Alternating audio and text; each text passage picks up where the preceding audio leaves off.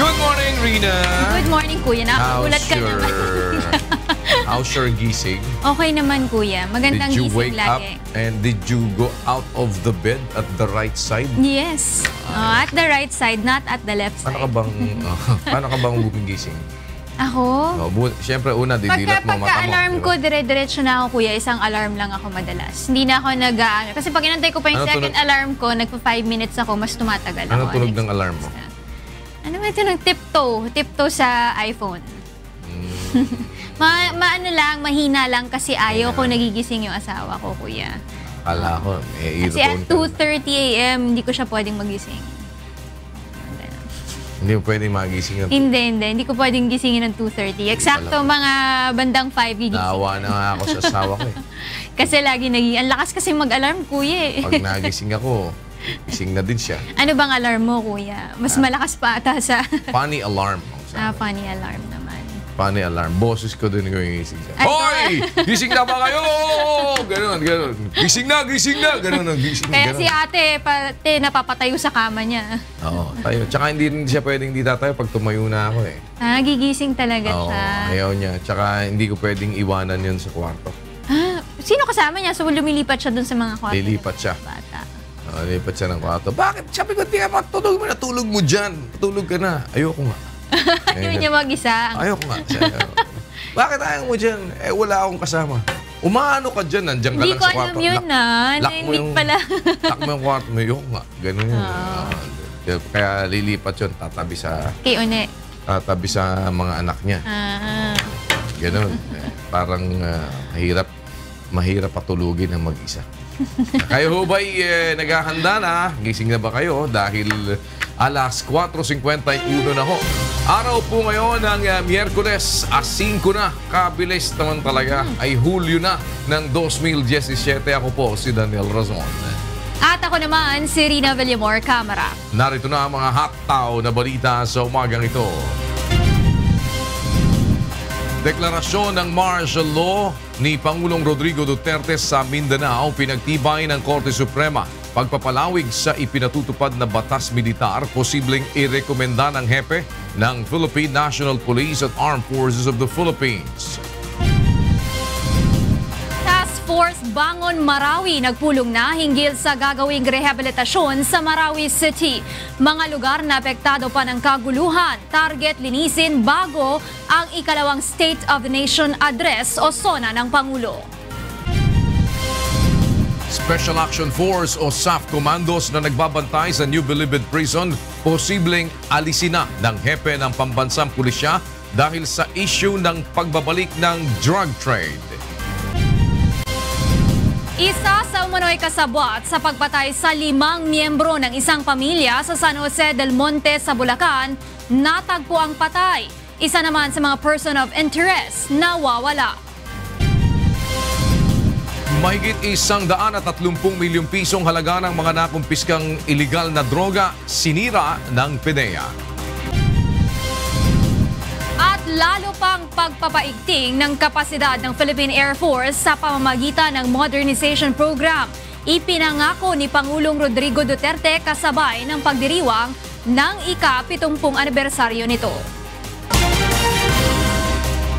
Magandang umagang muli. Sa detalye ng mga balita, pinagtibay ng Supreme Court ang deklarasyon ng martial law sa Mindanao kaugnay ng krisis sa Marawi City.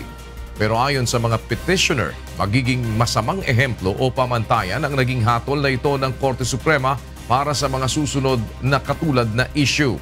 Ito ang hataw na balita ni Roderick Mendoza. Pinagtibay ng Korte Suprema ang deklarasyon ng martial law ni Pangulong Rodrigo Duterte sa Mindanao.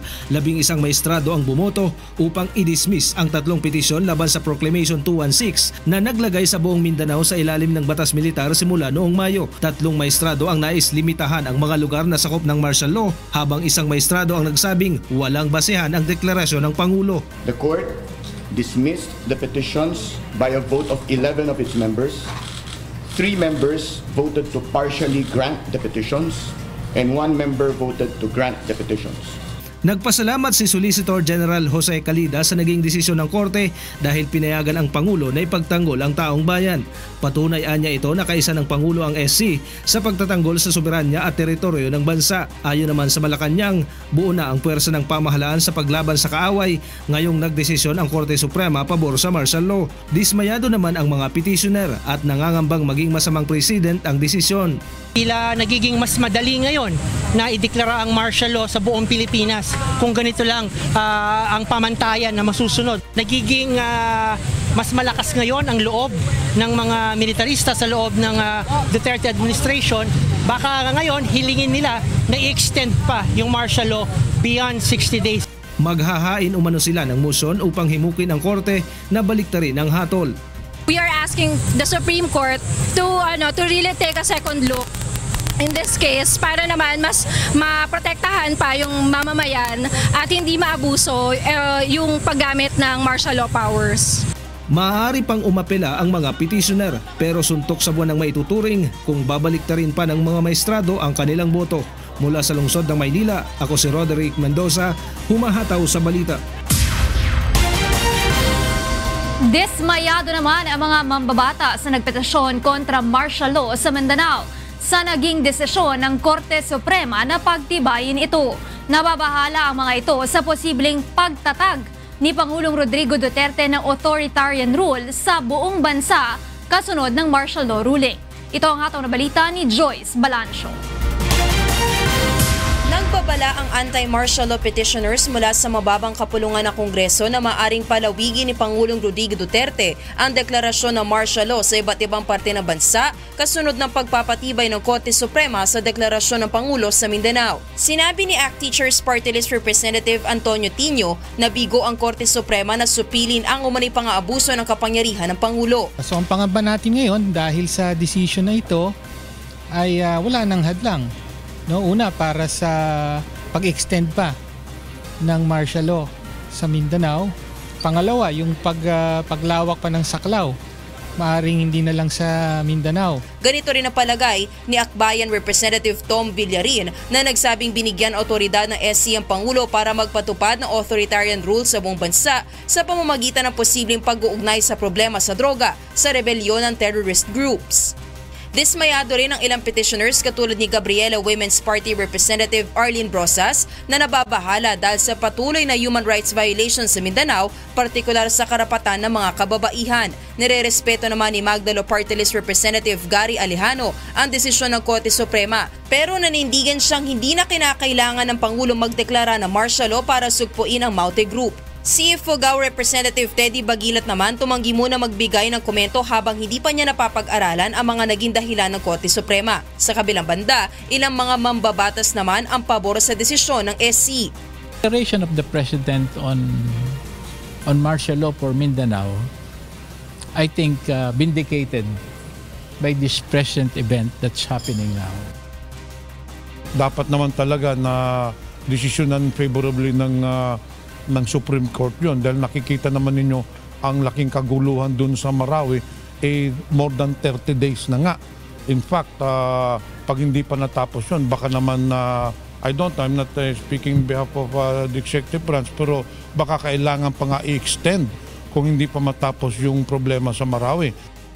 Mula sa House of Representatives, ako si Joyce Balancio, humahataw sa balita. Hindi pa masabi ni Defense Secretary Delfin Lorenzana kung magkakaroon ba ng extension ng martial law declaration sa Mindanao. Samantala, ire-rekomenda naman ang mga pinuno ng AFP at PNP kay Pangulong Rodrigo Duterte ang pagpapalawig sa ipinatutupad na batas militar sa rehiyon kung hindi pa rin matatapos ang kaguluhan sa Marawi. Ito ang hataw na balita ni Bernard Dades. Ikinatuwa ng Department of National Defense ang paborableng desisyon ng Korte Suprema sa deklarasyon ng martial law sa Mindanao. Ayon kay Defense Secretary Delfin Lorenzana, legal ang basehan ng deklarasyon na layuning masupil ang terorista sa Mindanao, partikular na sa Marawi City. Personally, I'm happy that the Supreme Court may find it has legal basis so that we can continue doing our job properly until the end of martial law, which is 23 July. Sa ngayon ay pinag-aaralan pa ng DND ang posibilidad na palawigin pa ang pagsasailalim sa Mindanao sa batas militar. May 23 nang magdeklara si Pangulong Rodrigo Duterte ng martial law sa rehiyon bunsod ng pag-atake ng mga teroristang grupo sa Marawi City. At sa July 23 naman, mag-expire ang 60-day effectivity nito. Samantala, sakaling tanungin ni Pangulong Duterte ang AFP at PNP kaugnay sa ipinatutupad na martial law, sinabi ni PNP Chief Director General Ronald De La Rosa na nagkasundo na sila ni AFP Chief of Staff General Eduardo Año na irekomenda sa Pangulo ang pagpapalawig dito. The way things are going doon ngayon na hindi pa talagang totally na stabilize yung sitwasyon, maganda sana i-extend para pati sa rehabilitation phase ng Marawi. Mahirap magpanday-panday doon na mayroong putok-putok pa na mangyari, di ba? So para safe yung mag-rehabilitate. Subalit aminado si General De La Rosa na maaaring mabago ang kanilang rekomendasyon depende sa magiging sitwasyon sa Marawi City. Bernard Dadis, humahataw sa balita. Muling itinalaga ni Pangulong Rodrigo Duterte ang 3 niyang cabinet members na na-bypass ng Commission on Appointments. Ang mga ito ay sina Health Secretary Pauline Jean Obial, Social Welfare Secretary Judy Tagiwalo at Agrarian Reform Secretary Rafael Mariano. Inilabas na rin ng Malacanang ang ad interim appointment ni Environment Secretary Roy Cimatu. Sa July 24 pa muling magkakaroon ng regular na sesyon ng Kongreso kung saan posibleng pagtibayin, tanggihan o muling ipagpaliban ng CA ang pagkakatalaga sa mga naturang kalihim.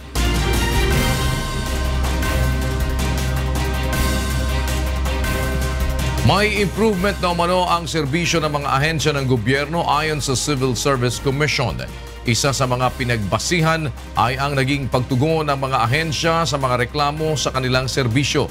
Ito ang hataw na balita ni Ray Pelayo. Ipinagdiriwang ngayon ng CSC o Civil Service Commission ang ika-10 taon ng pagpapatupad ng RA No. 9485 o ang Anti-Red Tape Act of 2007. Iba't ibang serbisyo ng mga ahensya ng pamahalaan naman ang hatid ng ARTA o Anti-Red Tape Caravan sa PICC gaya ng DTI, GSIS, Pag-ibig, PSA, SSS, PhilHealth at DFA. Ito rin ang paraan ng ahensya para sa kampanya nito laban sa red tape. Yun yung isa sa mga inunang sinabi ng ating Pangulo. Ayaw niyang mag-antay ang mga taong bayan para lang makapag-avail ng serbisyo para sa kanila. Ayon sa CSC, umabot na ngayon sa 95% ang resolution rate o naging pagtugon sa reklamo sa mga ahensya ng gobyerno sa bansa mula sa dating 87%. Ang resolution rate namin, ang ibig namin sabihin, natapos, merong aksyon, at may resulta at yung tao ay bumalik sa amin at nagsabi maraming salamat. Nangunguna sa mga ahensya na may pinakamaraming reklamo sa serbisyo ay ang SSS o Social Security System at ang Land Transportation Office o LTO. Karaniwan dito ay ang bagal ng proseso sa hinihingi nilang serbisyo. Pero nilinaw ng CSC na ito'y dahil sa dami na rin ng siniserbisyohan gaya ng SSS na umabot na sa 31 milyon. Pinag-aaralan na ngayon ang pagdaragdag ng mga tauhan sa mga ito. May mga ahensya rin anya na bagsak dati sa rating, subalit ngayon ay nakatatanggap na ng Seal of Excellence gaya ng GSIS. Now, there are a number of their branch offices, they have already garnered a 5-star rating. Ayon sa CSC, malaki rin ang maitutulong sa pagpapabilis ng serbisyo ang automation, lalo na sa LTO.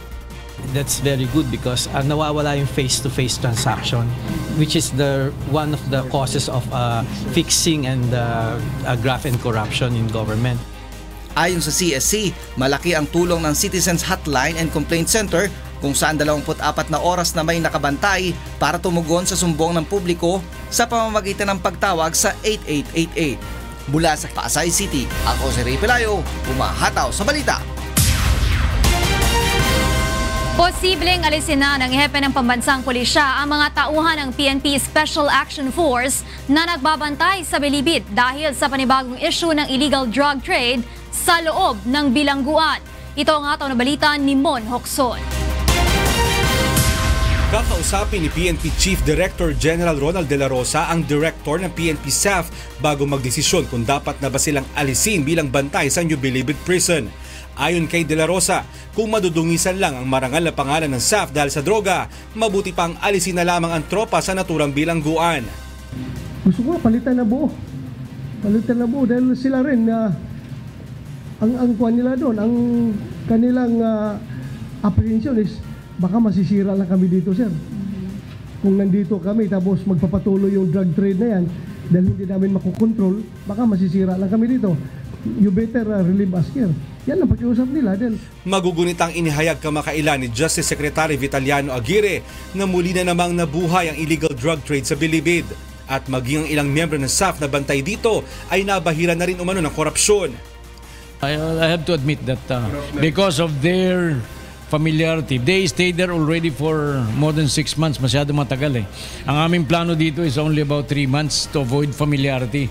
But apparently, because of the big amount of money, some medyo na-tainted na rin.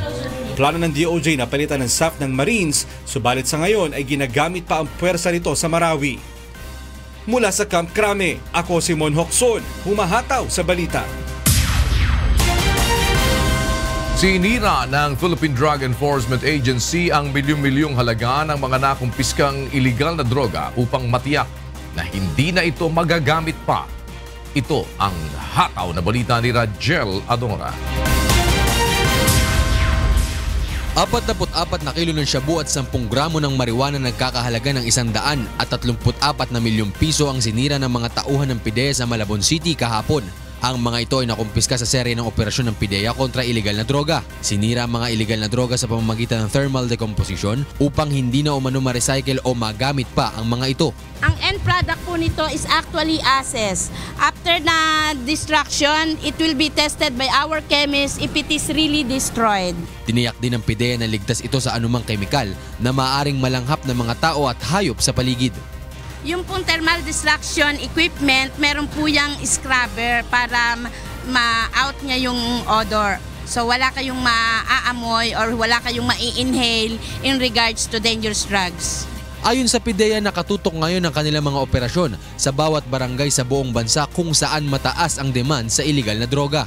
Kahit saan pagaling ang droga, whether niluto sa Shabu Lab or smuggled or transshipped through the Philippines, wala pong ibang babagsakan ito kung hindi ang barangay. Sa datos ng ahensya, sa 43,026 na barangay sa buong bansa, mahigit 20,000 dito o 47.6% ang involved sa iligal na droga. At sa unang taon ng kampanya kontra iligal na droga ng Duterte administration, malayo na umano ang narating ng pamahalaan.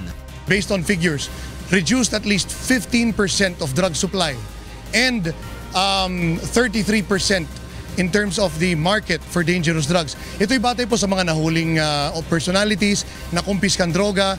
Rajel Adora, humahataw sa balita. Isa sa mga person of interest sa pagpatay sa mag-iina sa Bulacan ang pinatay ng hindi pa nakikilalang mga sospek. Samantala nawawala naman ang isa pang sospek sa Bulacan Massacre na dinukot umano noon pang Biyernes. Ito ang hataw na balita ni Nestor Torres. Natagpuan kahapon ng umaga sa gilid ng kalsada sa Barangay Santo Cristo, San Jose del Monte, Bulacan, ang labi ni Ronald Pasino alias Ingo. Isa ito sa mga itinuturong kasabwat ni Carmelito Miling Ibanez sa pagpatay sa mag-iina sa San Jose del Monte, Bulacan noong nakaraang linggo. Hinihinalang binigti ang biktima matapos makuha mula sa leg nito ang isang palm belt. May 5 saksak din ito sa katawan at putol ang ilang daliri sa kamay.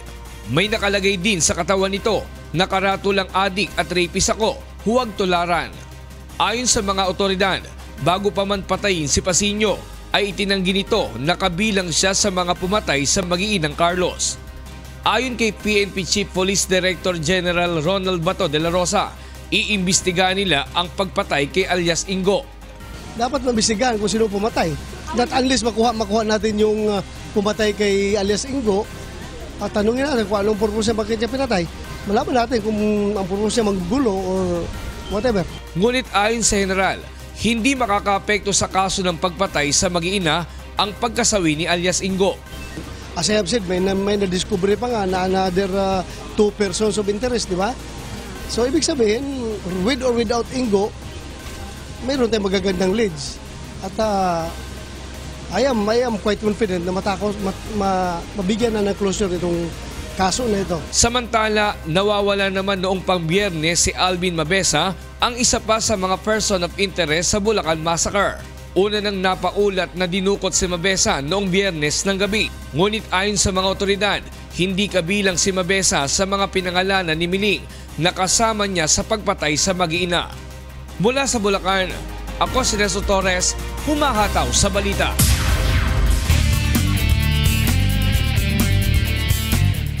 Patay ang isang lalaki matapos na barilin ng babaeng sakay ng bisikleta sa barangay Santa Lucia, Quezon City, pasado alas 9 kagabi. Alamin natin na detalye mula kay Rajel Adora. Live. Go ahead, Rajel. Yes, kuya, nag-aagaw buhay pa nang lapitan na ng isang saksi ang isang lalaki matapos barilin ng isang babaeng sakay ng bisikleta sa barangay Santa Lucia, Quezon City, pasado alas 9 kagabi.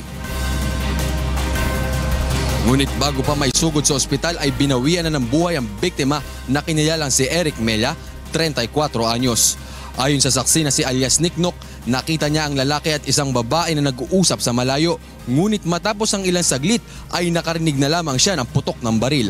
Nang lumapit sa pinangyarihan ay nakasalubong pa umano nito ang babae na sakay ng isang bisikleta. Nagpangabot kami lahat sa humps.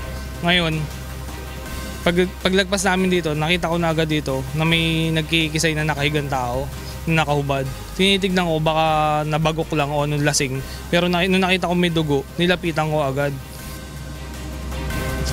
Ayon sa ama ng biktima, mabait na tao ang kanyang anak. Hindi umano ito gumagamit ng droga. Wala rin itong nakakaaway ngunit maraming nakakarelasyong babae.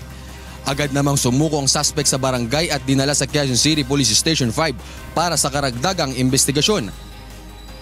Mula rito sa Quezon City, Rajel Adora, humahataw sa balita. Maraming salamat, Rajel Adora, mula sa Quezon City. Tinupok ng apoy ang 12 bahay sa Batasan Hills, Quezon City pasado alas 12 kaninang hating gabi. Ayon sa isang residente na si Carol Monsalud, kinatok siya ng kapitbahay dahil sa usok na nanggagaling sa second floor ng kanilang bahay.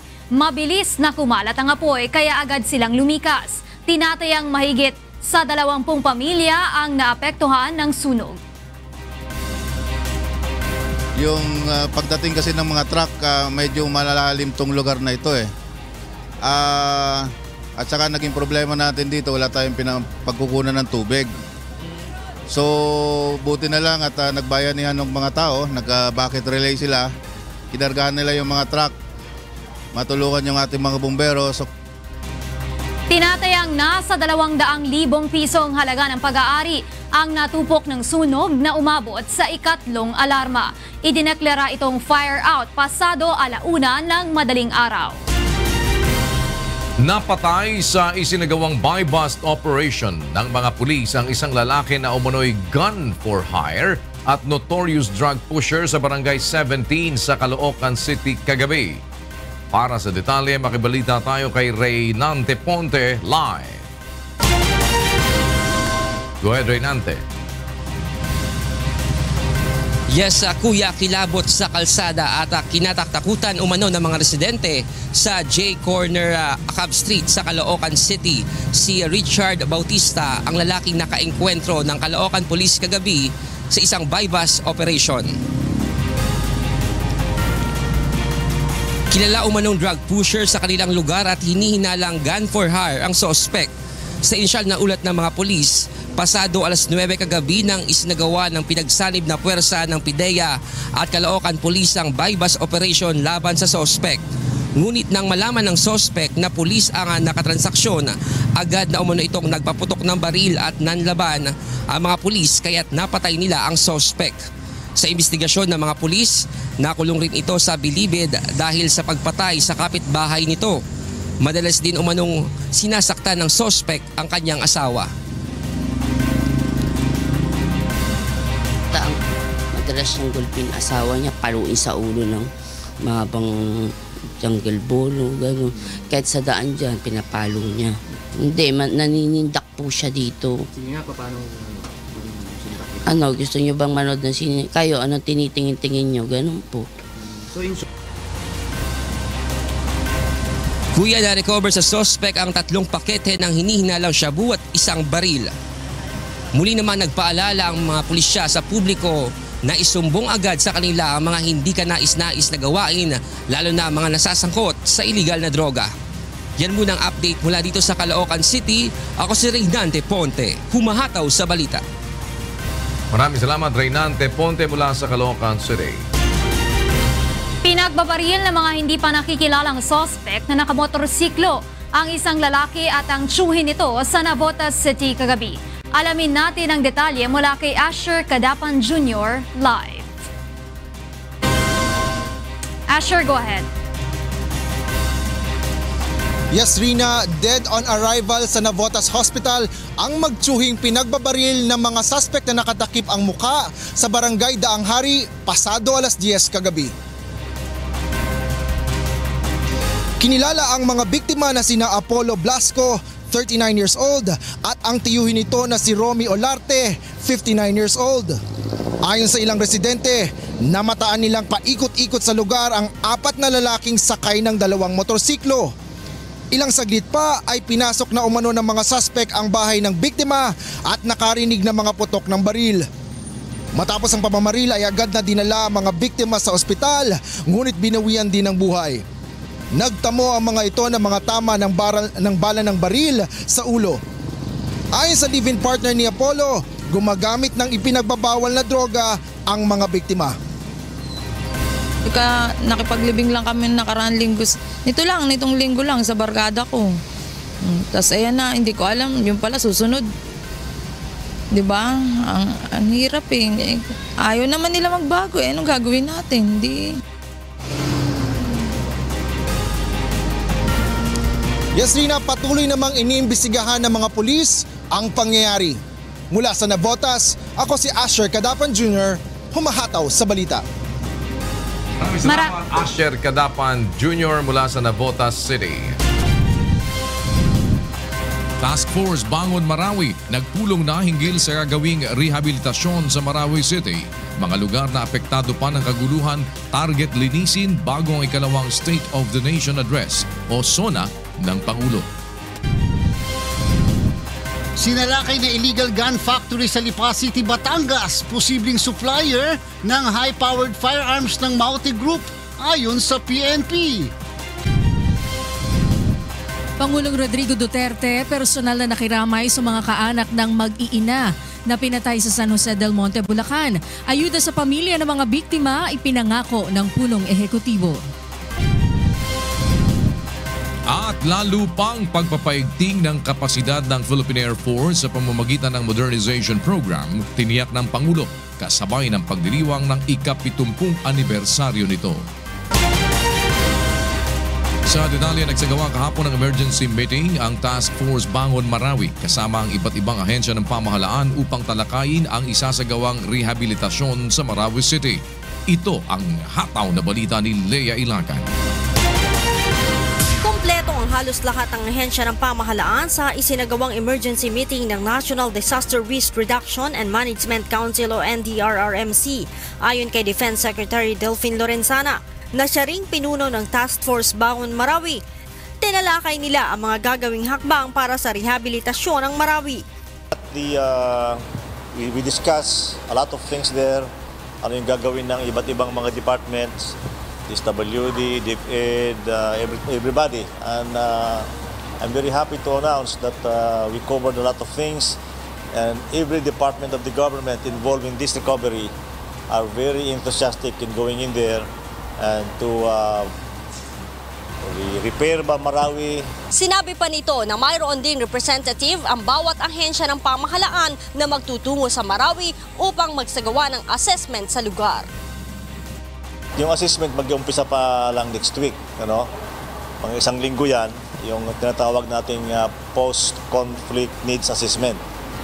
We will be able to get a ballpark figure, yung estimate lang muna kung anong mga damages, so that we can already request for release of funds.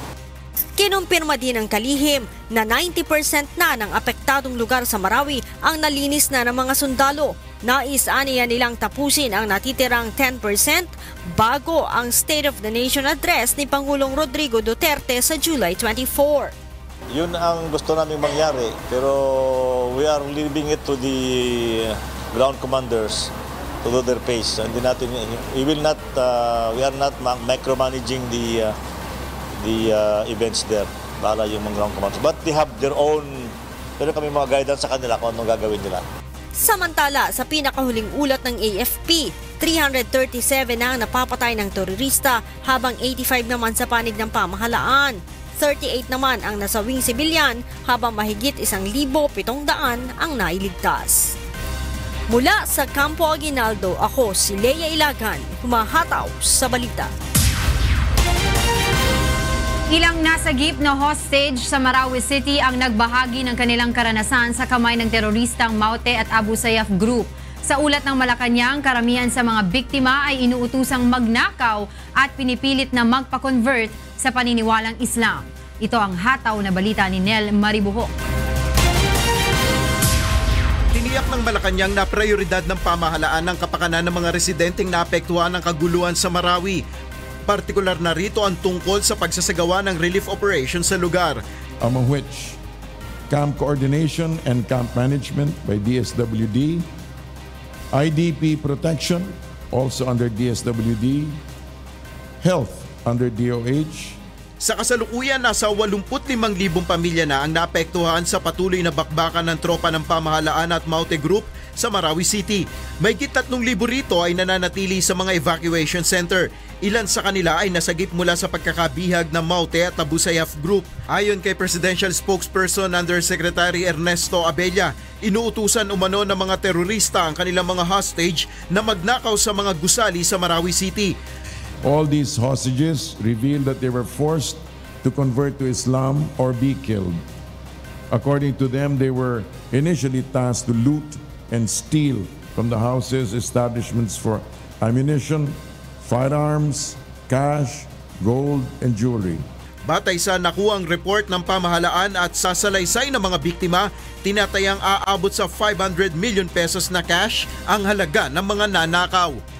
Mula sa Malacanang, ako si Nel Maribuhok, humahataw sa balita. Tiniyak naman ng Department of Health na sapat ang supplementation at medical supplies para sa mga evacuees sa Marawi. Ayon sa DOH, tuloy-tuloy pa rin ang pagpapadala nito ng mga gamot, bitamina at maging tubig na maiinom para sa mga biktima ng nagpapatuloy na kaguluhan. Ito ang hataw na balita ni Aiko Miguel. Ilan sa mga apektado ng kaguluhan sa Marawi City ang pansamantalang nanunuluyan sa kani-kanilang kaanak o kaibigan. Gayunpaman, marami pa rin ang nananatili ngayon sa mga evacuation centers sa mga kalapit lugar ng lungsod. Mga between 17,000 to 18,000 na nasa evacuation center. Subalit mahigit 300,000 ang wala sa evacuation center, pero sila itinuturing naming internally displaced population. Tiniyak naman ng Health Department na sapat ang kanilang pondo upang tustusan ang pangangailangang medikal ng mga evacuee. Patuloy ang pagpapadala ng DOH ng mga gamot, bitamina at tubig para sa mga bakwit. May special therapeutic food din para sa mga batang malnourished. Maging ang pagpupurga at pagbabakuna sa mga kabataan ay minomonitor din ng kagawaran. Tinututukan din ng DOH ang environmental sanitation sa mga evacuation centers dahil limitado lang ang malinis na tubig ng evacuees. Ang nagugol ng Department of Health ay umabot na sa 52 million. Ang mga pinagtutuunan namin kasi ng gastos ay to make sure may malinis silang tubig at saka yung sanitary facilities nila. Samantala, nakapagbigay na rin ang DOH ng psychosocial debriefing sa libong evacuees para wag magkaroon ng post-traumatic stress disorder ang mga biktima. Katuwang ang local government units. Inaayos na rin ng DOH ang planong paglilipat sa mga evacuee sa permanenteng lugar. Nilinaw naman ng DOH na ang naitalang 32 casualties ay nasawi sa mga ospital sanhi ng iba't ibang dahilan at hindi mga namatay sa sakit sa mismong evacuation centers. Mula sa Quezon City, ako si Aiko Miguel, humahataw sa balita. Patuloy ang sinasagawang clearing operations ng Armed Forces of the Philippines sa mga lugar sa Marawi City na nabawi ng government forces sa local terrorist na Maute Group. Ito ang hataw na balita ni Weng Fernandez. Mga sniper rifle, isang drone, radio sets at isang weighing scale na hinihinalang ginagamit para sa iligal na droga. Ilan lamang ito sa panibagong batch ng mga baril at gamit na nakuha ng Armed Forces of the Philippines habang nagsasagawa ng clearing operations sa mga lugar sa Marawi City na dating pinagkukutaan ng Maute terrorist. Ayon sa AFP, sa kabuuan ay 410 firearms na hinihinalang sa Maute Group ang kanilang na-recover. Our government forces were able to disrupt the enemy, at the same time degrade their capability. And these are all powerful weapons. Samantala, kumpiyansa naman ang government forces na malapit nang matapos ang krisis sa Marawi. Ito ay dahil sa nabawi na ng militar ang mga lugar na dating hawak ng local terrorist group. Ako, si Weng Fernandez, humahataw sa balita. Naniniwala ang Philippine National Police na posibleng sa isang illegal gun factory sa Batangas nagmula ang mga high-powered firearms na gamit ng Maute Group sa Mindanao. Ito ang hataw na balita ni Mon Hokson. Mahigit 40 iba't ibang uri ng baril ang nakumpiska ng CIDG sa isang illegal gun factory sa Lipa, Batangas. Ang gun factory ay pag-aari ni Romel Litan, itinuturong leader ng isang gun running syndicate na nag-ooperate sa NCR, Luzon at Mindanao. Ayon kay PNP Chief Ronald De La Rosa, ilan sa mga baril na ginawa ng sindikato ay kapareho ng mga baril na na-recover sa Marawi. Merong isa dyan, nagpintura, inamin niya na itong mga baril na ito daw talaga na-recover doon sa Marawi. Itong nasa picture, galing daw talaga sa kanila, siya ang nagpintura, siya ang nagkulay. Napag-alaman din ng PNP na bukod sa politiko, police at military personnel, may customer ding criminal group si Litan. Kung yung mga baril na yun, ng mga politiko na nakakabili sa kanya, ay na-recover doon sa mga Maute, mga nakipaglaban sa ating pursa doon sa Marawi, din makasama siya doon sa rebellion. Naidi-deliver ang mga baril sa tulong ng mga hindi pa nakikilalang police at military personnel sa iba't ibang lugar sa Pilipinas sa pamamagitan ng roll-on roll-off o RORO. Pinag-aaralan sa ngayon kung may koneksyon sa rebellion ang iligal na gawain ng naturang sindikato. Mula sa Camp Crame, ako si Mon Hokson, humahataw sa balita. Personal na nagpaabot ng kanyang pakikiramay sa pamilya ng mag-iinang pinaslang sa Bulacan si Pangulong Rodrigo Duterte. Nangako ang Pangulo na mabibigyan ng hustisya ang pagkasawi ng mga ito. Ito ang hataw na balita ni Nestor Torres. Binisita kahapon ni Pangulong Rodrigo Duterte ang pamilya ng pinaslang na mag-anak sa kanilang tahanan sa San Jose del Monte, Bulacan noong nakaraang linggo. Nagpaabot ng pakikiramay ang Pangulo sa biyudong si Dexter Carlos at binigyan pa ito ng cellphone upang direkta itong makatawag sa kanya. Nangako rin ng pabahay at financial assistance ang Pangulo sa pamilya ni Carlos at tiniyak na mabibigyan ng hustisya ang pagkamatay ng mga biktima. Muli namang nagbabala ang Pangulo sa mga sangkot sa operasyon ng iligal na droga sa bansa.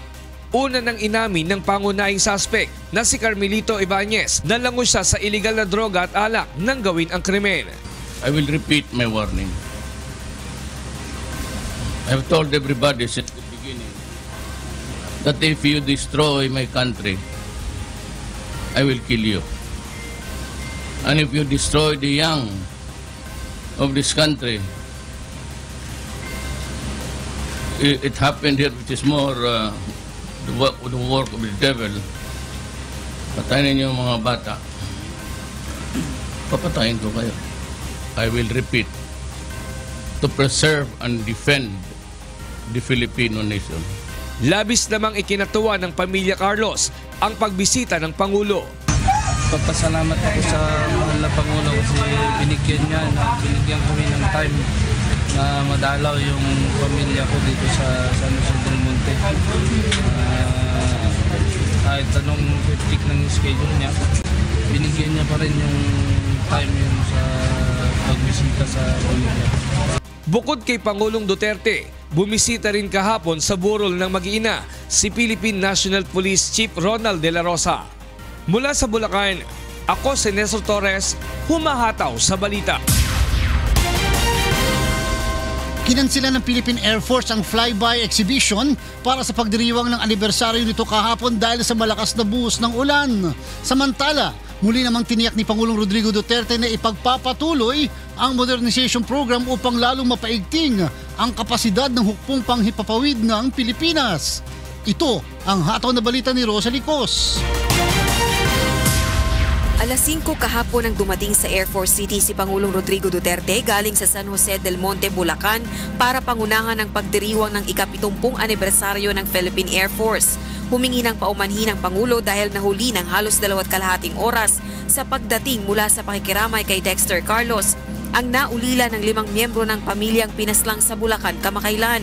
Dahil sa malakas na buhos ng ulan, di na natuloy ang exhibition ng Philippine Air Force assets tulad ng high-speed opener pass ng SF-260 at flyby ng iba pang eroplano ng hukbong himpapawid. Pinili rin ng Pangulong maging maiksi ang kanyang talumpati upang wag mababad sa malakas na ulan ang mga tropa ng militar. Gayunman, binigyang diin ng punong ehekutibo ang pagbibigay nito ng prioridad na paigtingin ng kapasidad ng Air Force. I assure you that we will build on our past gains to further strengthen the Philippine Air Force.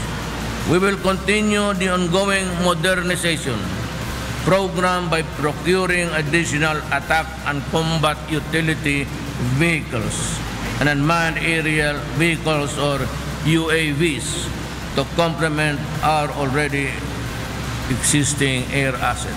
Hiningi rin nito ang patuloy na pakikiisa ng mga tauhan ng Air Force sa pagsugpo ng terorismo sa Marawi City at pagsasagawa ng clearing at rehabilitation efforts sa syudad.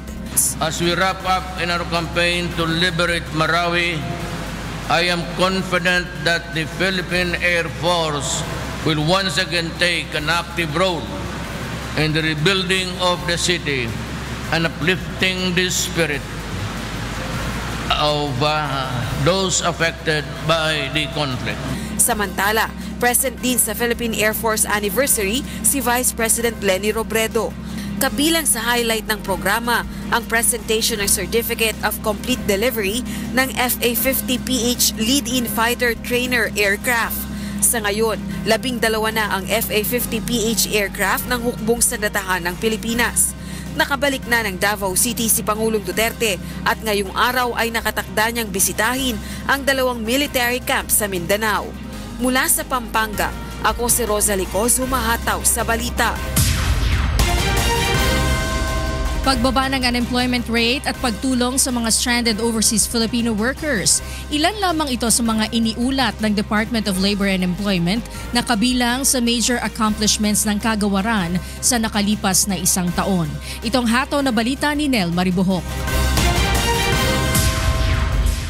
Aminado si Department of Labor and Employment Secretary Silvestre Rebello III na may ilang usapin na patuloy pa nilang nire-resolba at hindi nalutas sa nakalipas na 1 taon. Kabilang na dito ang usapin sa contractualization kung saan patuloy silang nahihirapang i-monitor ang mga kumpanya na lumalabag sa labor laws, kung saan meron lamang anya sila na 500 labor compliance inspector, kung saan nangangailangan sila ng karagdagan 2,500 upang epektibo nilang babantayan ang problema sa kontraktualisasyon. Ngunit sa kabila nito, inaasahan niya na tuluyan ang mabubuwagang ENDO scheme. Yung ENDO is a thing of the past. Definitely, ENDO is going to or has already ended. Why? Because management and employers realize that this is unlawful. Kaugnay ng usapin sa repatriation sa mga stranded overseas Filipino workers, sa 19,000 stranded OFWs, 16,000 pa lamang ang kanilang naiuwi. Sa nakalipas na 1 taon, napababaan niya nila sa 1.7% ang unemployment rate, gayon din ang underemployment na nasa 1%. Plano ng DOLE na isulong ang tinatawag na One Dole kung saan ito ang magsisilbing passport at overseas employment certificate ng mga OFW. Maybe given another 6 months, we are trying to adopt a system that this idol can serve as their passport. Maging ang pagkakaroon ng OFW Bank at Department of OFW ay suportado ng DOLE. Mula sa Malacanang, ako si Nel Maribuho, humahataw sa balita. Mas palalakasin pa ng Department of Transportation ang pakikipag-ugnayan ng Pilipinas sa bansang Germany sa usapin ng maritime transport. Ito ang hataw na balita ni Joan Nano. Nasa bansa ngayon ang mga opisyal ng German Federal Ministry of Transport and Digital Infrastructure upang makipagpulong sa mga opisyal ng Department of Transportation. Tatalakayin sa bilateral meetings ang ilang mga proyekto at programa na magpapatatag sa magandang relasyon ng Pilipinas at ng Germany.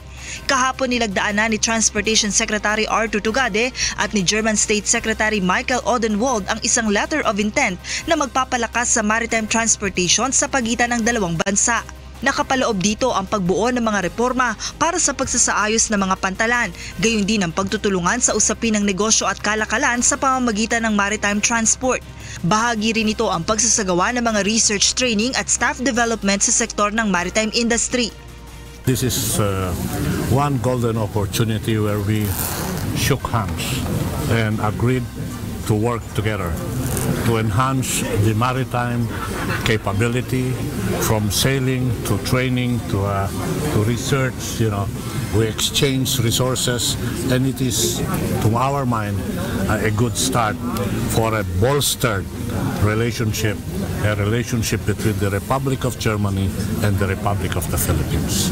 Bukod sa maritime transport, nagpahayag din ng interes ang German government na tulungan ng Pilipinas sa pagpapaunlad ng railway transport system, gayon din ang lalo pang pagpapaganda sa serbisyo sa ating mga paliparan. Isa ang Germany sa mga bansa sa buong mundo kung saan maunlad ang sistema ng public transportation. Noong Marso, nakipagpulong sa ilang businessman sa Germany si DOTR Secretary Artur Tugade upang kumuha ng mga ideya at humikayat ng mga foreign investment na layong maisaayos ang sistema ng transportasyon at traffic management scheme sa Pilipinas. Mula sa Pasay City, ako si Joan Nano, humahataw sa balita. Mahigpit na binabantayan ng Philippine Coast Guard ang karagatang sakop ng Cebu City bilang bahagi ng ipinatutupad na seguridad para sa isinasagawang ASEAN meetings. Ito ang hataw na balita ni Gladys Tuabi. Nagsagawa ng Maritime Security Inspection ng Philippine Coast Guard sa Mactan Channel, partikular na sa karagatan ng Cebu City. Ito ay kasabay ng isinasagawang ASEAN Senior Officials Meeting sa Cebu City na nilahukan ng nasa 300 delegado. Layo nito matiyak na ligtas ang probinsya mula sa posibleng pagpasok ng mga local terrorists o armed group na nais magasik ng kaguluhan. Ang binabantayan namin, sir, mostly is sa tapat ng CIP kasi yun yung pinakatapat ng Radisson natin na venue ng meeting ng mga delegates ng ASEAN. Bawat bangka na dumadaan at pumapasok dito ay iniinspeksyon ng otoridad. So pag may dumaan dyan, sir, na pag hinahinalaan natin ng mga threat para dun sa mga delegates, pinupuntahan ng tropa yan. Sinabi naman ng PCG na wala silang natatanggap na direktang banta sa seguridad sa lungsod. Pero continuous pa rin yung monitoring natin tsaka yung security natin. 24 oras na magbabantay ang Maritime Unit upang matiyak na magiging mapayapa ang kabuuan ng ASEAN meeting sa lalawigan. Mula sa Cebu, ako si Gladys Tuabi, humahataw sa balita. Pamahalaan tiniyak ang muling pag-usad ng usapang pangkapayapaan sa National Democratic Front of the Philippines sa susunod na buwan. Joint Border Patrol kontra Extremism at bantan ng terorismo sa common boundaries, inilunsad na ng Pilipinas at Indonesia. Bilang ng mga fire trucks sa bansa sapat ayon sa Bureau of Fire Protection. At key manager ng AFP Cavaliers kasama sa lineup ng executive team sa UNTV Cup Executive Face-Off Championship game laban para sa PNP Responders. Sa detalye po ng mga balita, formal nang inilunsad ng Pilipinas at Indonesia ang ika-31 Naval Border Coordinated Patrol kontra terorismo at extremism sa karagatang sakop ng dalawang bansa. Ito ang hataw na balita ni Diane Ventura. By the authority of the Chairman of the Republic of the Philippines Border Committee, I hereby declare the 31st Philippines-Indonesia Coordinated Patrol 2017 open. Effective this date. Good luck and safe voyage to all of you. Sisimula na ang magkatuwang na pagpapatrolya ng Pilipinas at Indonesia sa mga hangganan ng mga karagatang sakop ng dalawang bansa. Ito ay bilang bahagi ng pinaigting na seguridad kontra terorismo, extremism at transnational crimes. Kahapon, formal lang ipresenta sa Davao City ang naval crew na kasama sa 2017 Philippine-Indonesia Coordinated Patrol. Bukas naman ay isasagawa ang send-off ceremony para sa mga ito. To strengthen the enforcement of laws governing offenses which undermine the security of either state in the border areas and to cause the expeditious disposition of cases arising therefrom. Kasabay ng paglulunsad ng Joint Patrol ay ang pagsasagawa naman ng naval exercise ng maritime personnel ng dalawang bansa. Nakapaloob dito ang communication drills gaya ng radio check, semaphore, flashing lights at ship maneuvers. For this year, it is timely, the conduct of this coordinated patrol because of the ongoing Marawi crisis we have. So this would also contribute in tightening the security among our borders. Samantala sa Biyernes, Hulyo 7 ay may stopover ang naval crew sa Balot Island sa Sarangani upang magsagawa ng medical mission. Mula sa Davao City, ako si Dayan Ventura, humahataw sa balita. Maghaharap na muli sa negotiating table ang mga kinatawan ng pamahalaan at National Democratic Front para sa ikalimang yugto ng usapang pangkapayapaan sa susunod na buwan. Ito ang hataw na balita ni Nel Maribojo. Posibleng matuloy muli ang ikalimang yugto ng formal peace talks ng pamahalaan at National Democratic Front sa ikatlo o huling linggo ng Agosto. Ngunit bago ito, magdaraos muna ang peace panels ng informal talks ngayong buwan. Ayon kay Government Peace Chief Negotiator at Labor Secretary Silvestre Bello, tatalakayin dito ang pangunahing agenda sa 5th round of talks gaya ng socio-economic reforms at pagpapatupad ng interim ceasefire. Para maganda, this time we will have a good result. There will be an informal meeting between the panel. And the meeting may be in Asia or the Philippines. Ayon sa kalihim, sakaling magkaroon ng magandang resulta ang informal talks, ay mabilis na maaprubahan ng mga agenda na ito sa pag-uusap sa Agosto. Isusulong pa rin ng Government Peace Panel ang pagkakaroon ng interim unilateral ceasefire. Para to provide the talks nga with a conducive atmosphere. Para wala mo ng putukan, mamaya nagkapikunan, gano'n. Sinuspinde ang ikalimang round ng peace talks sa the Netherlands noong Mayo, bunsod ng patuloy na pag-atake ng NPA sa tropa ng pamahalaan. Mula sa Malacanang, ako si Nel Maribojo, humahataw sa balita. Sa iba pang balita, tiniyak ng Bureau of Fire Protection na sapat ang bilang ng mga fire trucks sa bansa kahit na may ilang lugar pa rin ang nananatiling walang truck ng bumbero. Ito ang hataw na balita ni Leslie Longbowen. Nasa mahigit 300 syudad at munisipalidad pa sa buong bansa ang wala pa ring sariling fire truck ayon sa Bureau of Fire Protection. Ngunit tiniyak naman ang kawanihan na walang dapat ikabahala ang mga naninirahan sa mga lugar na ito. Yung mga municipalities na talagang malalayo naman sa mas less ang chances na magkaroon ng sunog. Iginugroup namin sila. Kina-cluster namin sila sa mga malalapit na municipalities na meron. Sa ilalim ng batas, bawat isang local government unit ay dapat may isang fire truck. Ayon sa BFP, kung masusunod ito ay sobra-sobra pa ang bilang ng kanilang fire truck para sa mga munisipalidad. Ngunit kinakailangan paglaanan ng higit sa isang fire truck ang mga lugar na madalas magkasunog. Sa cities, mas madalas ang sunog namin as compared to the far-flung municipalities. Averaging from 5 to 10 per day. So hindi pwedeng isa lang. Sa kasalukuyan ay may 24 na Rosenbauer fire trucks mula sa Austria ang hindi pa maipamahagi dahil may nakabinbing pang petisyon laban dito sa Korte Suprema. Mula sa Quezon City, ako si Leslie Longbowen, humahataw sa balita. Ang mga balita naman sa iba't ibang panig ng ating bansa ating alamin sa ating Balitang Promdi. Mula sa Calamba, Laguna, alamin natin kay Sherwin Kulubong ang mga balita sa Luzon. Magandang umaga, Sherwin. Magandang umaga, June. Magandang umaga sa ating mga kasangbahay. Narito na mga balita sa Luzon Region. Sugatan ang school principal ng Alitagtag National High School sa Lipa City, Batangas matapos pagbabarili ng riding in tandem criminals kahapon. Kinilalang biktima na si Emily Malyari, 39 na taong gulang. Ayon sa inisyal na investigasyon ng mga otoridad, papasok na sana sa paaralan si Malyari sakay ng kanyang kotse nang sabayan ng dalawang lalaking sakay ng motorsiklo sa barangay Pinagtungulan at saka pinagbabaril. Agad tumakas sa mga suspect matapos ang pamamaril. Naitakbo naman agad sa ospital ang biktima na nagtamo ng dalawang tama ng bala ng baril. Patuloy naman ang isinasagawang investigasyon ng mga otoridad sa insidente. Patay ang isang karnaper matapos umanong makipagbarilan sa mga pulis sa Calamba, Laguna kahapon. Narito ang report. Isang Mitsubishi Lancer na pagmamay-ari ng empleyado ng City Hall sa Calamba, Laguna ang tinangay ng dalawang karnaper sa Barangay 1, Calamba, Laguna kahapon. Ayon sa may-ari ng kotse na si Virgilio Sales, nakaparada malapit sa isang bangko ang kanyang sasakyan nang makitang minamaneho na ng dalawang suspect. Bigla na lang lumampas yung aking sasakyan na nakapark dito sa may tapat ng bangko ng Manila Bank. Yung pala yung kinarnap. Sa kadahilan ng aking susi ay naiwan ko dun sa aking pintuan. Mabilis umano niya itong pinahabol sa mga otoridad hanggang sa masukol ang mga suspect sa Barangay Prinsa. Dito na umano nakipagpalitan ng putok sa mga pulis ang isa sa mga suspect na nasawi sa engkwentro.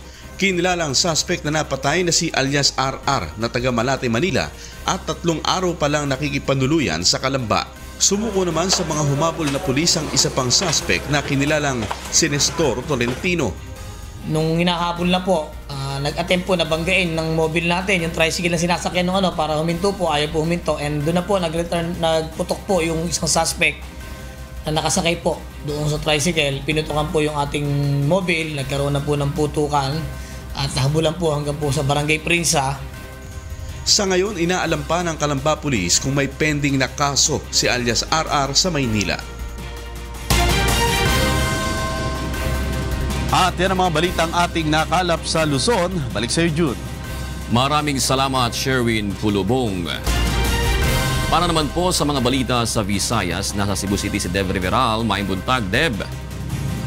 Yes, daghang salamat, June, ug maayong buntag sa atong mga kasangbahay. Aniya na ang mga balita gikan sa nagkalain-laing bahid sa Visayas. Mutidlo mugusab karong adlaw ang mga divers sa Police Regional Office 7 sa usa ka langob nga nadiskubre sa ilawom sa dagat nga nasakupan sa Lapu-Lapu, Cebu. Gingong posible sab nga dito mapadpad ang lawas sa gipatay nga alkalde sa Bien Unido, Bohol nga si Mayor Gisela Buniel. Matod kay Emmy Bunghanoy, usa sa mga volunteer diver ang gilagmon sa langob kaya naa sa 40 meters. Nakita nila kini human sa ikaduha nila nga pag-dive gahapon. Miaging Lunes, gisugdan og usab ang search and retrieval operation human gipangayo sa pamilya ni Mayor Gisela. Magdugay ang extended operation hangtod sa Biyernes. Sa laing bahin, pipila ka kabatan-unan sa Tacloban City nga matagan og higayong makakaton sa duwang football sa laing nasod. Buhat kini sa programang Football para sa Bayan sa pipila ka pribadong organisasyon. Karong simanahan, nakapahigayon na sila og mga tryouts para sa screening process. We are looking for the top 12 best kids 10 to 12 years old born between 2005 and 2007 to be sent to Kuala Lumpur, Malaysia this coming end of August. It's more of attitude. Like last year, we had to choose some kids who were not as skilled as the next player, but better attitude. Because we don't just teach football for the sake of playing the football, skill-wise and all that. Being a good athlete, number one, you have to have the right attitude. Una nang nagpahigayon ng tryout sa Vigan, Ilocos Sur, San Carlos City, Negros Occidental o sa Metro Manila. Og na ang mga balita nga atong nakuha dinhi sa rehiyon sa Kabisayan. Gikan dinhi sa Cebu City, balik din ha sa inyo, June. Daghang salamat, Deb Riveral. At mula naman sa Zamboanga City, makibalita tayo kay Dante Amento. Buenos dias, Dante. Muchas gracias, June. Buenos dias, magkakasangbahay. Tagial mga notisya na rehiyon de Mindanao. Ya alcanza 45 mga barangay na Zamboanga Peninsula el Esperando ay declara libre de droga prohibido el Philippine National Police. 25 de estos el na Zamboanga del Norte y el 20 también na provincia de Zamboanga, Sibugay. Mientras tanto, no hay pa puede recomendar drug-free na Zamboanga del Sur y Ciudad de Zamboanga. Asigun na PNP, que na mga grande barangay y ciudad igual del Ciudad de Zamboanga mas apektado este del droga prohibido. Por eso, tormento suprimir totalmente. So yung mga naipakita kanina na drug na recommended for for certification na drug cleared na yung mga barangay na yun, ito yung mga maliliit na barangays na doon sa namin sa listahan ng ARTO namin ay walang user o pusher or nahuli na yung pusher at saka user doon. Ta experiencia ahora pesado andanza de tráfico el Ciudad de Iligan por causa con el llegada del mga vehículo desde la Ciudad de Marawi. Takel hataw balita di Weng Fernandez. Sukad nga miboto ang kagubot sa Marawi City, minagsa ang mga sakyanan sa Iligan City tungod sa kadaghan sa mga mulupyo nga mihikling sa syudad. Problema karon sa lokal nga panggamhanan ang bugat nga dagan sa trapiko sa syudad sa Iligan. With regards sa traffic problem ngayon sa Iligan, which we consider extraordinary, and the volume that are coming in Iligan, masabi natin times 2, times 3. So in other words, the streets cannot accommodate the volume of cars that are coming in. Aron makunhuran ang volume sa sakyanan sa kadalanan, gihangyo sa mga otoridad ang publiko nga likayan usa ang paggamit sa ilang mga sakyanan kung anaa lamang sa sulod sa syudad ang ilang adtuan. We advise them na if possible, kung andito sila sa syudad, sa city mismo, kailangan kung pwede silang sasakay lang ng yung passenger jeep. Problema usab karon sa lokal nga panggamhanan ang kakulangon sa mga tawo nga magmando sa trapiko. Bisan tuod nga ana ay gibansay karon nga mga bag-ong traffic law enforcers, dili kini dayon basta maipadala sa mga kadalanan. Actually, di pa nila mag-deploy kaya pumanuhan. They should be equipped mentally, physically. Kaya lisod lang po mo idiretso nimo dito patakay sa dako dahil sa nga balaod. Gikan sa Iligan City, ako si Weng Fernandez, humahataw sa balita. Mientras tanto, ya propone el National Nutrition Council que ay tiene nutrition fact labels con el mga comida para vender na mga restaurante comidas na Ciudad de Davao. Takel report de Marisol Montaño.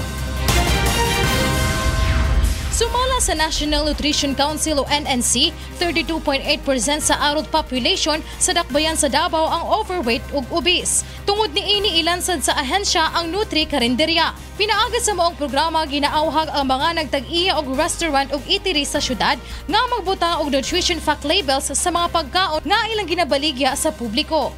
Naana calorie count ang serving ng mga ulam. Wow. May label na ito 100 calories, ito 68 calories, ito 150 calories.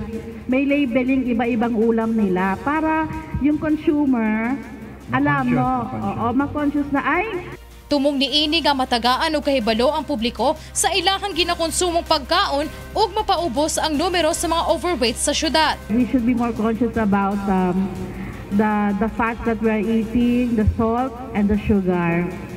No, so there are alternatives that we could also access and use instead of going into these types of products. And of course, the consciousness of Pinoy's eating too much rice. Sa napuno ka local eateries sa syudad, tanan uyon sa maong plano sa ahensya. Target nga masugdan ang pagpatuman sa programa sa labing daling panahon.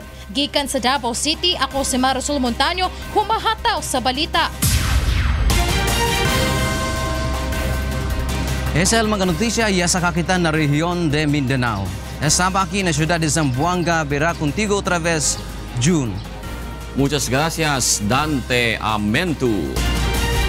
At para naman po sa ating sports update, narito si Rina Villamor, Kamara. Good morning, Rina. Hi June, good morning. At dahil pag-uusapan natin ngayon ng AFP Cavaliers, syempre may trivia ako sa inyo. Konting trivia lamang ito, di ba? Pero, Kasi yung... Rina, yung trivia mo, kiniklear lang natin kaagad, ha? Oo. Para naman parang pundahan yan. Walang joke dito. Wala. Oo, totoo to. Puros mga facts. Mga chika na naman yan, ha? Hindi naman, oo. Kasi sino nga ba yung beneficiary ng AFP Cavaliers? Ano yan? Di ba yung mga scholars? Yes, ang tawag sa kanila yung AFP EBSO o kaya Educational Benefit System Office. Pero kailan nga ba na itatag ang AFP EBSO? Kailan ba? Mahirap-hirap yan, ha? Oo nga. Oo, yan yung blue. naitatag nila ang AFP EBSO noong August 1, 2000. Pero bago pa nung year 2000, since 1974, ay sumusuporta na nga si former President Ferdinand Marcos dun sa mga scholars, ng educational scholars na mga kasundaluhan natin. No? Ito ay under Presidential Decree number 577. At bago pa nga tinawag yan na AFP EBSO, tinawag mo na yan na AFFEI o kaya ay Armed Forces Foundation for Educational Incorporated. Ilan yung initial nila? Yan ang wala akong number. Actually, ginugoogle ko yan, Monica, wala akong mahanap na number. Pati ilan yung graduates nila. Hindi na ilagay sa website. Hindi nakalagay. Gusto ko after ng report ni Rina, may sagot na yan. Tatry ko yan, Monica. Wala siyang makikita talaga doon. Wala nakalagay. Ito na muna ang aking report. AFP Cavaliers magsusumikap na makuha ang championship title sa darating na July 10. Isa si General Feliciano sa inaasahang magdadala ng kampyonato sa kanilang kupunan. Para sa detalye, narito ang ulat ni Bernard Dadis. Graho misses Feliciano, keeping it alive. Graho kicks it out. Feliciano looks for an opening off the glass. Yes! Isa sa maasahan sa hardcourt ng number 1 team ngayon sa UNTV Cup Executive Face-Off, ang AFP Cavaliers, jersey number 85, Major General Melquiades Feliciano, ang Deputy Chief of Staff for Civil Military Operations ng Armed Forces of the Philippines o mas kilala sa tawag na J7. So, kami yung involved sa mga assistance na binibigay. Just like for example, doon sa community, we have civil affairs activities like yung mga ginagawang construction, yung mga services na binibigay sa mga community because we have our personnel who are involved in, just for example, yung construction of school buildings, mga ganon, medical missions, mga roads. We have the engineers and other organizations na nagko-contribute doon sa mga ganong activities. So kami yung in charge dyan. Plus of course, we are the mouth, kumbaga, ng armed forces. Yung nagsasabi, nag-i-inform sa public, general public, kung ano yung armed forces, what are the activities ng armed forces. Tinanghal na Best Player of the Game si General Feliciano kasama ni Colonel Oliver Veslino nang bagwagi sila kontra BOC Transformers noong June 4 kung saan nagpaputok siya ng 24 points at 8 rebounds. Si Major General Feliciano ang team manager ng AFP Cavaliers sa UNTV Cup mula noong Season 4 kung saan nakuha nila ang kampyonato sa ikalawang pagkakataon. So, yung 4 million na pinanalo nila, dinonate namin dun for the scholarship of the beneficiaries ng mga fallen soldiers. So it's magandang magandang concept the charity game. Ang AFP Educational Benefit System Office ang beneficiary ng AFP mula nang sumali sila sa UNTV Cup. Ito ang tumutulong sa pagpapaaral ng mga anak ng mga sundalong nasawi at nasugatan sa pakikipaglaban para sa bayan. At sa championship match ng AFP kontra PNP sa darating na July 10 sa Smart Araneta Coliseum. Inspirasyon ng Cavaliers ang kanilang mga kasamahan na nakikipagbakbakan sa Marawi City sa Mindanao. Kay Kuya Daniel, salamat sa pag-imbita sa amin sa UNTV Cup. It's been a privilege and honor for the Cavaliers to play in this cup. And indeed, itong UNTV Cup is its noble purpose. The winning or being a champion is just secondary. The real thing is how we could help dun sa mga beneficiaries, whoever the beneficiaries of the champion. So, thank you for inviting us and we will continuously support UNTV. Salamat. Bernard Dadis humahataw sa balita.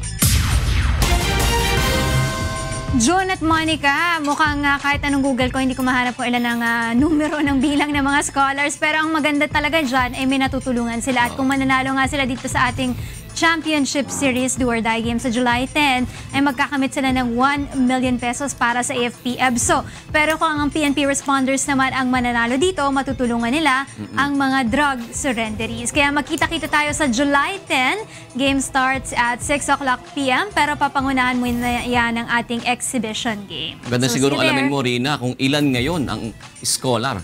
Ay, ilan ng ngayon? AFP, oo. Ay, meron pa namang bukas, di ba? Babalitaan ko kayo bukas. Kaya sinasabi ko, marami kang lusot eh. Sige. Oo, tatanungin ko na mismo sa kanila yan. Maraming salamat, Rina Villamor, Lusot, Camara. Para po sa mga karagdagang balita, bumisita lamang sa aming website na www.untvweb.com. Ano po ikatlong paghataw ng mga balita sa umakang ito ng Miyerkules, July 5, 2017. Kasama po ang buong puwersa ng UNTV News and Rescue sa iba't ibang panig ng daigdig. Si Sherwin Kulubong sa Calamba, Laguna, Dev Riveral, dyan po sa Cebu City. Dante Ambento po sa Zamboanga City. Si Bert Cerudo na nagpupuyat sa Dubai, UAE. Si Annie Mansilla sa Singapore.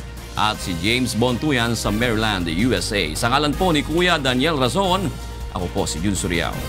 At ako naman po si Monica Veralio. Susunod na po ang programang Bawal ang Pikon, Get It Straight with Daniel Razon.